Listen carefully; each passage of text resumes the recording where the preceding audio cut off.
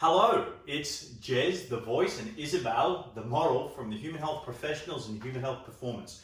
What Isabel's going to take you through today is how to stretch the hamstrings in a few different positions. First, we'll demonstrate the sit and reach. We'll then demonstrate supine banded stretch, and then we'll also demonstrate just the standing and reaching hamstring stretch, which you can do with a feet together position. You can do it drawing the toe up towards the shin, or you can also be in a sumo stance to bring your adductors into a bit of stretch as well.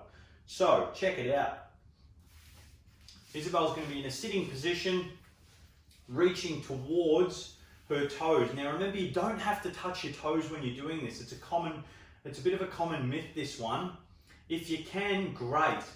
Now also, when we're stretching through the hamstrings, if you want to bend the knee, you'll notice that it makes it a little bit easier to reach a bit further, but also you'll notice that now you can feel it more in the belly or the mid of your hamstring. If we push the knees down hard into the ground and squeeze our quads, then you'll feel a lot more of an intense stretch, especially you might even feel it into the calf and behind the knee a bit more of a neural stretch. Now remember, when we're trying to stretch the hamstrings, the opposing muscle we have to try and contract. So for one muscle to relax, the other has to contract. So in this position especially, quads contract.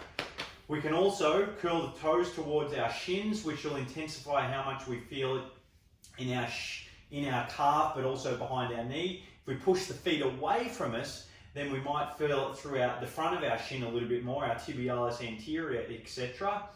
Now, the other thing that she can do is relax and come into our next stretch. I think that's what I had ready for you. So what we're now going to show you how to do is a supine, meaning laying on her back, banded hamstring stretch. Now, you may not have a band like this for stretching your hamstrings. You may also just have a power band, which you won't be able to probably put behind your back. You may be able to, but you can just hold it to put your legs on stretch. So there you go.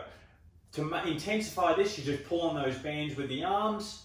With the band we've got, you can actually wrap it all, and I would suggest investing in one of these to help with mobilizing and getting those hamstrings a bit more flexible. So you really sit with this right around your back, and you can either do it sitting or you can do it laying flat on your back. You can have one leg in, you can have both legs in. If you've got a partner for this position, it can really help. You don't need a band. Your partner can actually pin your other leg down.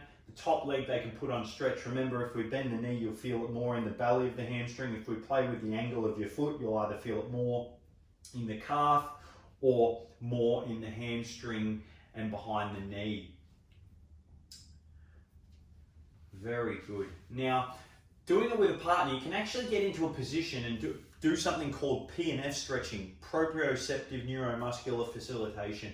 This type of stretching is super impressive, and why I use the word impressive is because you get some pretty impressive results from it. What happens is your partner would have your leg, you'd be squeezing your quad, the other leg would be pinned down. Just show them, Isabel, what it would look like.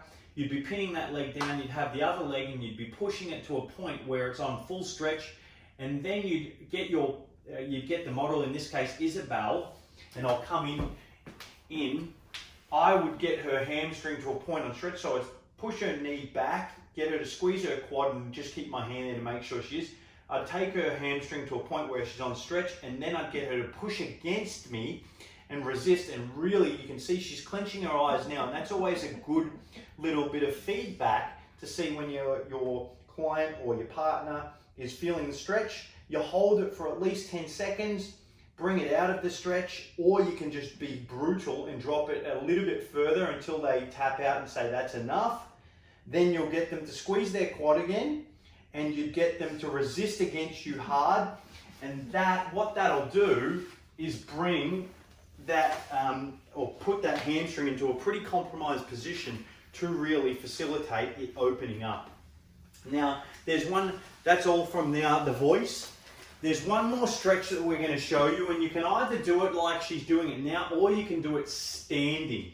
So it's pretty much, again, a sitting and reaching position where you're just reaching towards your toes to really open up those hips and those hamstrings. There's a couple of variations where you can look like a bit of a ballerina as well.